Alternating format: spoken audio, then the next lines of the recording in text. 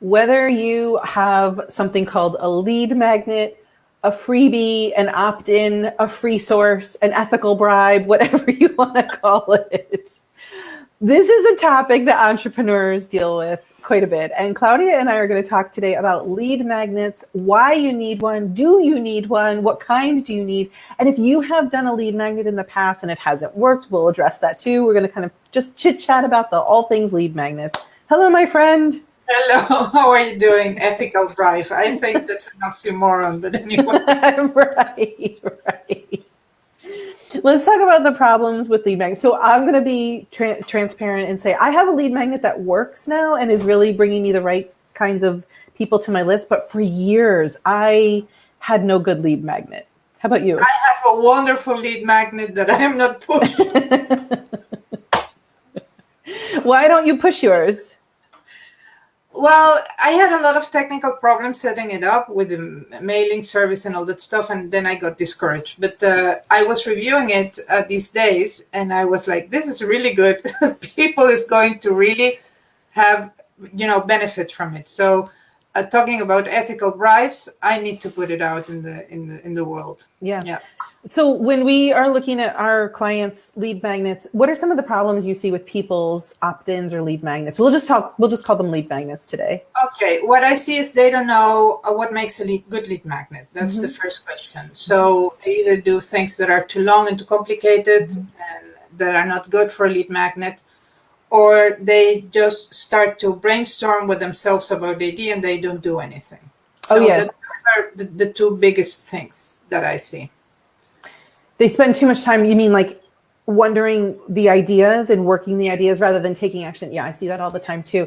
Well, the other thing I see, besides being overly complicated, they usually want a lead magnet that meets their audience several steps down the line from really where their audience is or really what their audience needs. Yes, well, that is a problem with not knowing where your audience is and who you are and what are the real pains of your audience and the customer journey. So the thing is, we don't know where in the customer journey is a customer in relation to us. Right. We don't know. So they can be at any point, especially in these times that people have become kind of voyeurs, that they do and consume everything and they don't interact, they don't engage, and all of a sudden they come and say to you, I've been following you for years. Yeah. And you're like, couldn't you give a life? Wait. Would have been very helpful in the beginning if you had waved the flag. But that is one thing and what you say, we tend to overcomplicate it. So we need to think, what is the first thing they need to do to solve the problem that they can do on themselves by themselves and make some progress by themselves. Yes. Because one thing the lead magnets have is very bad reputation. So there is a lot of, this is a resource that has been abused, re-abused, abused once again, and is tremendously misunderstood, I think. And everybody puts something out there to fish for your email, and then you get all these crappy newsletters and things that really don't serve anybody. So on one hand, it has bad reputation, so people is very hesitant about getting your email, giving you their email. So you need to make sure that you are giving them one thing and that they understand what it is from the beginning. Right. And I think the other thing about lead magnets is people kind of have learned to distrust themselves when it comes to lead magnets, because how many lead magnets over the course of being an entrepreneur have you downloaded and they just sit in the graveyard of your laptop and you don't use them, you don't find them, you liked the idea of them, or you downloaded them and they weren't fluffy, but you kind of distrust yourself, like, oh, it won't matter because I won't use it anyway. Well, that's true, but I think the thing with lead magnets, like with any other marketing tactic, because let's admit it, it's a tactic, it's not a strategy. But if you have a clear marketing strategy, then you can see where your lead magnet or any other resource you're putting out there, your podcast, your blog, whatever, your free consultation, It has to be part of your marketing strategy. So if you have a lead magnet that is kind of isolated from the rest, it's kind of hanging alone. You have nothing else in your business that pushes it. Right. I want to talk about strategy for a minute, because I don't think people really understand the difference between marketing strategy and marketing tactics. So what you're saying is, if you have a lead magnet that just like kind of dangles out there on its own and doesn't lead them to the next right offer for them, and doesn't work within the framework of your entire system or business, then why are you putting this lead magnet out there? You're going to get people who are not going to resonate with your messaging at all. Exactly. You have to back engineer your lead magnet or your strategy. Let me put it that way. So for instance, in my case, I am somebody who doesn't enjoy social media. You won't see much of me on social media, but I know that my strength is connecting when I talk to people. They get great benefit from talking with me. I am very generous with the conversation, and I enjoy tremendously helping them to solve something they have been sitting and looking for a solution and not finding it. So because I know that when I talk to somebody, the conversion happens, my strategy is geared to create those moments. Yeah. So my lead magnet, which is there but it's not being pushed, is a marketing quiz that shows you your strengths and your style, so you know how to be more consistent in marketing. And this quiz is in line with my philosophy of, you need to be consistent in marketing, but to be consistent, you need to do it in a way that you like. You have to find a marketing that is aligned with who you are. So if you are an introvert and I suggest you to do speaking opportunities or videos, you're going to hate me, and you're not going to do it, And the other way around, if you're an extrovert and I tell you do blogs and participate in LinkedIn, those are too slow for an extrovert. An extrovert needs the input from the outside. You and I are person to person. So you and I are at our best when we are in one-on-one conversations. Okay. So you need to find when is that you shine, when is that you are at your best, and figure out a strategy that helps you to be at your best 100% of the time or 90% of the time. And then, for instance, in my case, social media is a support to my strategy. It's not my strategy. Not the strategy, yeah. My strategy is creating the one-on-one conversations, because that's when I convert, and I convert at 90%. That's my rate, my conversion rate. So I need to create these conversations, and my strategy. So I back engineer and I say, okay, what do I need to get people to have these conversations? I need to give them something that they understand, makes them hungry for more knowledge. But at the same time, I create the trust that they will be safe when they decide to make a call with me. Okay, so you have to reverse engineer by starting with knowing your own strengths, and then create a strategy from there. And does a lead magnet fit into your strategy? So that's the first thing. The second thing that I really want to talk about is, does your audience need a lead magnet? Will your audience respond to a lead magnet? Because not everybody's audience will respond to a lead magnet. No, definitely. It depends also at what stage of your business you are, Yes. Like the example you and I were discussing recently, if you have a 7-figure business, you're not going to attract somebody with a lead magnet. That's right. That's a higher level conversation. And then again, if your targets are high level managers or CEOs, the lead magnet can't be a quiz or can be a download. It has to be something more higher level. Meaty, yeah. Like a white paper, like an assessment, something that allows them to do their work better or responds a question they have been struggling with, and it's not answered out there. Yeah, the people who are at the 6 figures and 7-figure level, they don't have time. So they want a quicker reaction. They want a quicker result for their solution. People who have more money, they want to pay for the solution. They don't want to search through the internet to find something. So they're never going to download a freebie. The other thing is, considering when you consider your audience, for example, if your audience is newborn moms, moms of newborns, not newborn moms, newborn moms. New moms. You know what I was talking about. They don't have any time. They don't want to sift through a whole PDF or an ebook. Like maybe they want a quick video, or they want a series of 5 short videos that they can consume maybe while they're breastfeeding or something. You really have to consider where your audience is and how to meet them where they are with whatever it is you're offering. For instance, a great example that you gave about the newborn moms, as you The call newborn moms, yes, the newborn moms. But for instance, if you have a higher level, then referral would be your marketing strategy. Yes. How to have, how to get to these people, and that you become the go-to person for these people. So what would be in place for you is a referral strategy, and a referral strategy starts from the moment people has the first contact with you. That's when you create this experience that people love and they are willing to talk about you. So yes, referral strategy is also doesn't need a freebie. It works differently.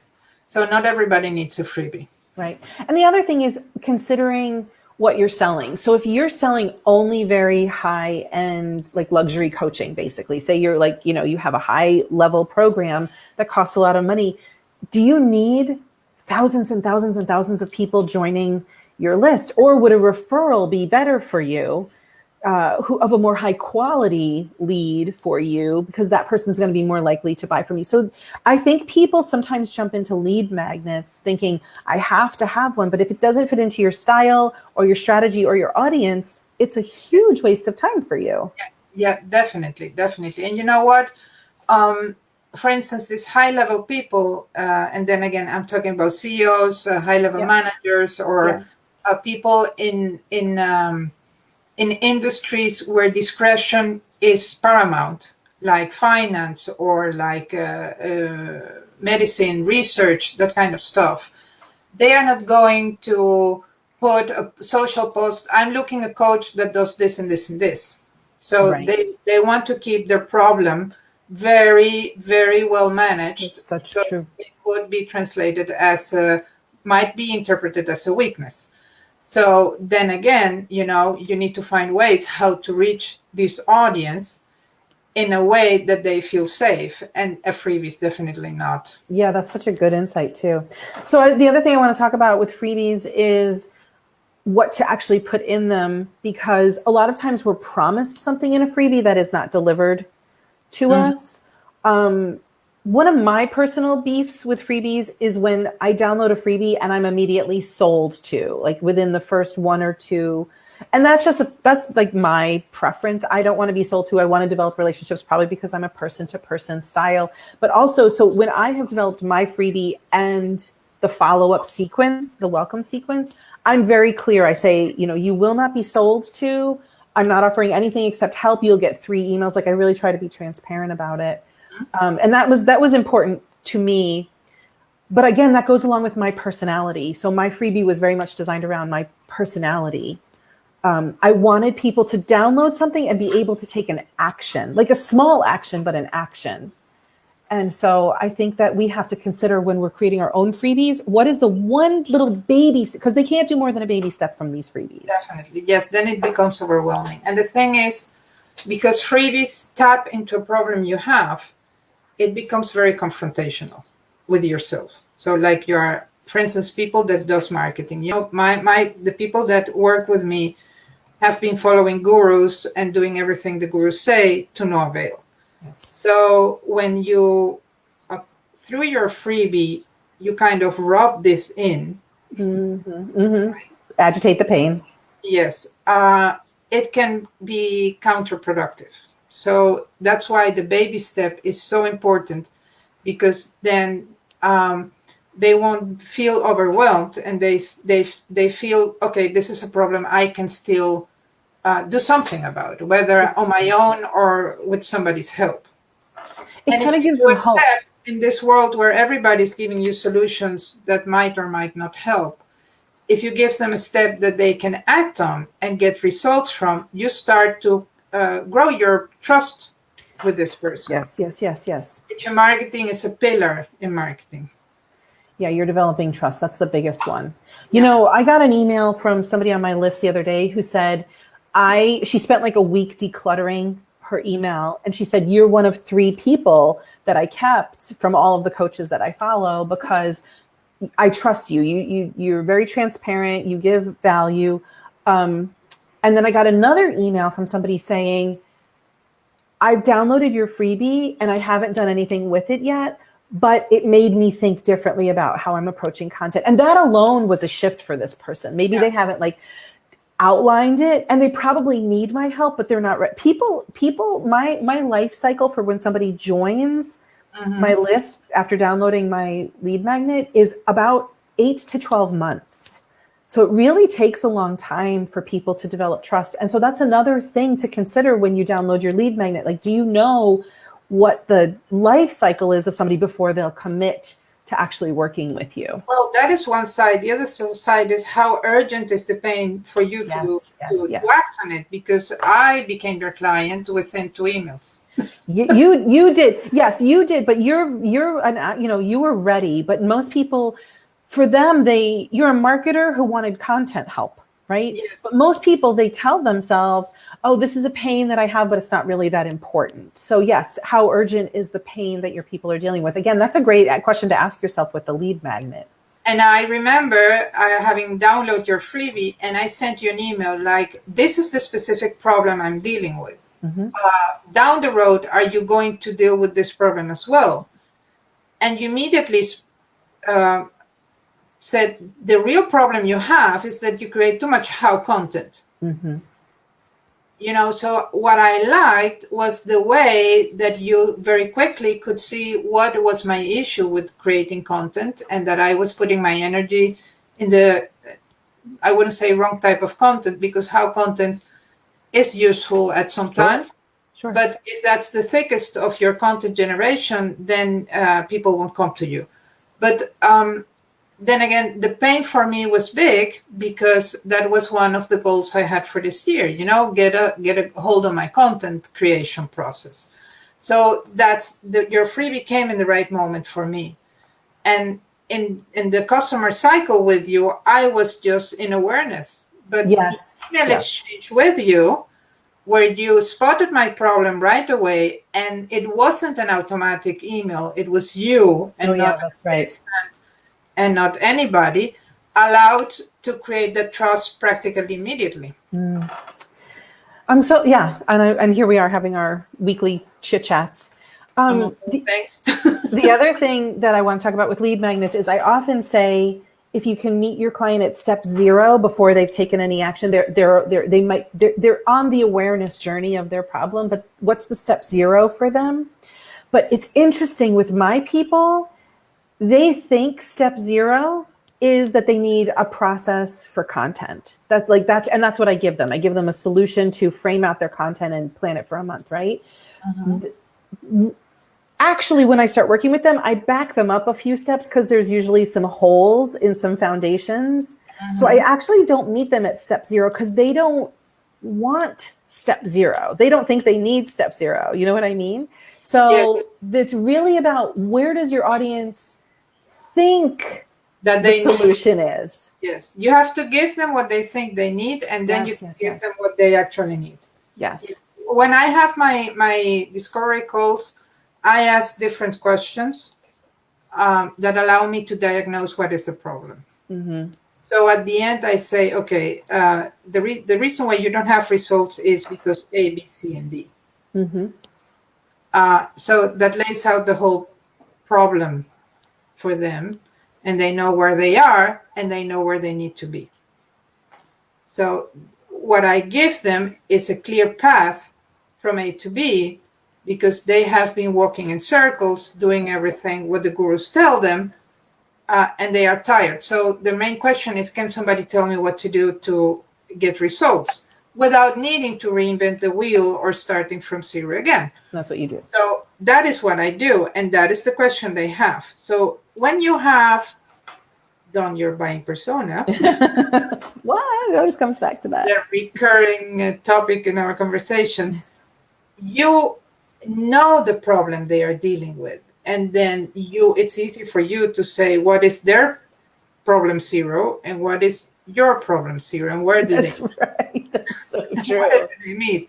Because my problem zero with them, and like you pointed out, is differently to, they are like, I'm doing everything the guru said. And I am like, you don't have a buying persona. You don't understand your client. You don't have a clear message. You're being inconsistent, but they are not seeing that is the problem. What they are seeing is the consequences of the problem. Yes. That's it.